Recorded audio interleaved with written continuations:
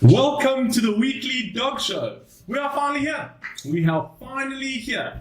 This is our first show of many that we'll be releasing on Tuesday at 8 o'clock. And we start off this evening with a few dog show recaps of the week.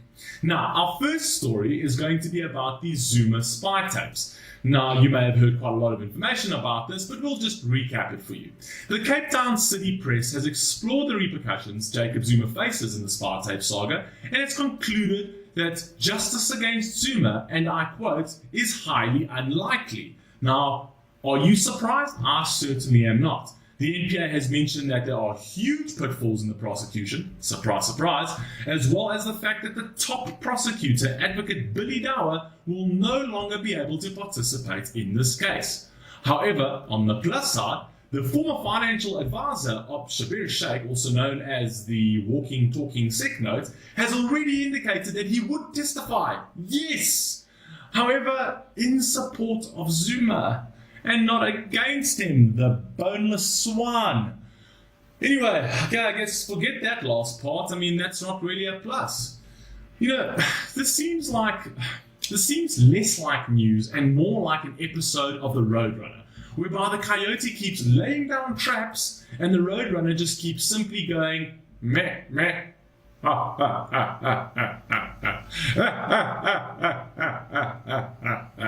and then fucking off.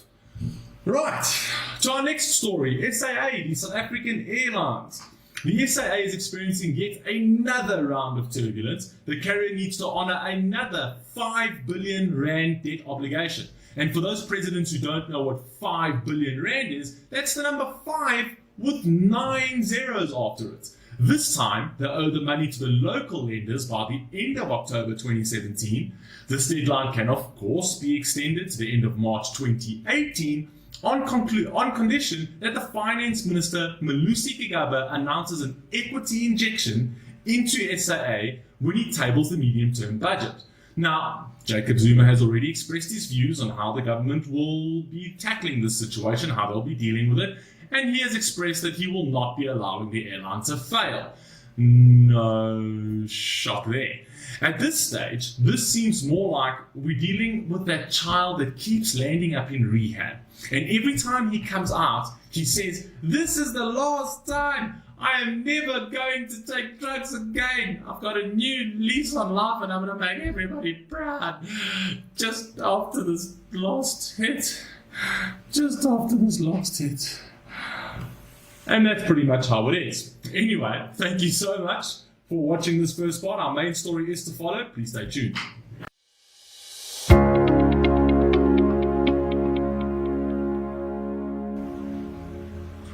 Welcome back. Now, our main story tonight is about sexual assaults at school. Now, the reason we've chosen this topic is because it's one that is truly, deeply, deeply concerning. Now, as I'm sure you all may know and have heard, is sexual assault at certain schools in SA have been dominating the media headlines lately. And this is an issue that we as South Africans have been trying to tackle for a while now. However, it feels as if we're not really doing enough, because every time these horrific stories make news headlines, we seem to notice a pattern whereby we learn of the tragedies suffered by the victims, we then condemn it, and then we say that the matter is being investigated and looked into. And somehow this feels like it's just not enough. Somehow the story feels as if it's being forgotten. And we never really found out how this problem is actually being tackled until we then hear about it again at a different school. The reason we're talking about this is because this particular story caught my attention recently, and that is of 87 little schoolgirls who were found to have been molested by the same 57-year-old guard at a primary school in Soweto.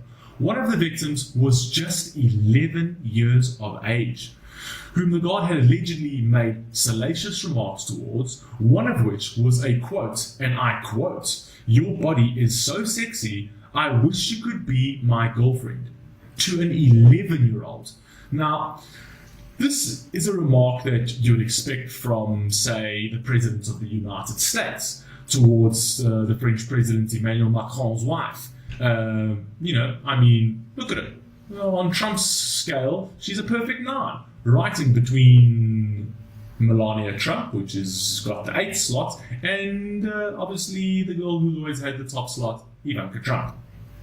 Now, what I'm saying is that it's ludicrous to think that a 57-year-old man can make such a comment to an 11-year-old schoolgirl.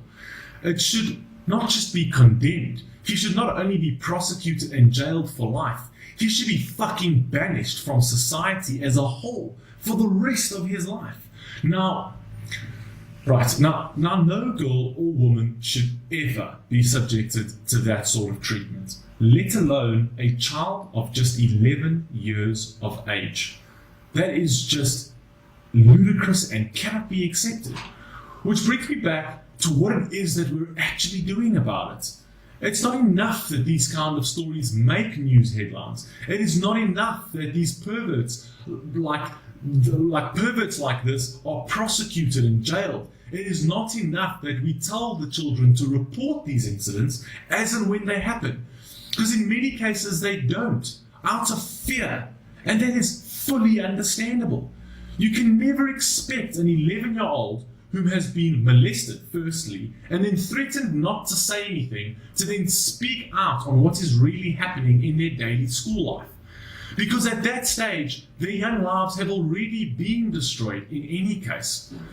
Now, I feel governing bodies at schools need to implement tighter vetting protocols to vet the people that they are hiring, right through from the principal to the school guards.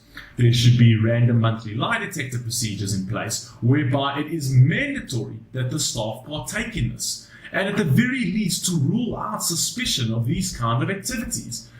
Teachers also need to be more vigilant and more cognizant of the child's change in behavior and demeanor, both in and out of school. Now, this is very important. Children do change their behavior when they're not feeling secure or safe, or when something's happening in their lives. Should they see that a particular child has had a radical change in behavior, that child should be attended to immediately. And I guess this may be a tall order. However, the government should also be getting involved in this as well.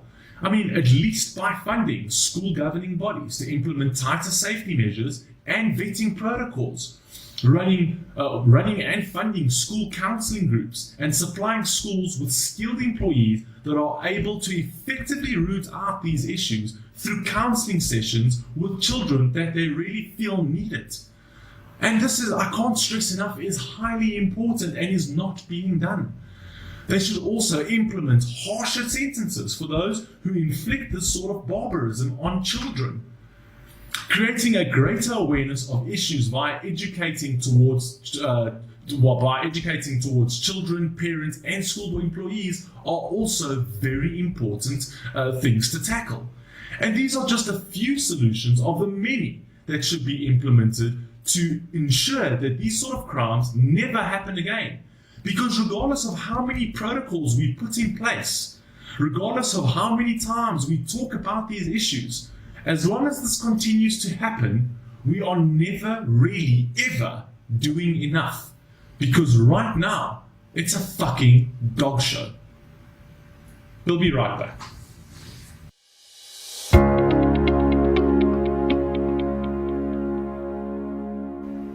Okay, welcome back. Now it's on to our international dog show news. Just a little bit of news around the world that you may have known, but you probably would have known. And to kick off, we start with the evil stepmother of the United Kingdom. Theresa May getting herself into deeper waters with the Brexit negotiations simply by not knowing what the fuck to do about it. She is, however, using what she feels is her best bargaining chip in these negotiations, and that's sarcasm. On to America's favorite pumpkin latte, Donald Trump. And in a nutshell, we can report that he is still on track with his plans for World War III. He's pulling out of every deal Obama put in place. He still has a strong connection with walls, however, and can often be found caressing them in the Oval Office during his covfefe breaks. And when he's not doing that, we will find him in the White House gardens just pointing zaps at random trees.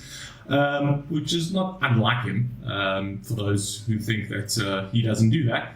In other international news, North Korea's Kim Jong-un still threatening the world with his most beloved toy, the ICBM, which is now becoming an increasingly popular toy, so much so that it will now feature in the next version of the Risk board game, whereby you'll be happy to know will reduce the game time to just one turn.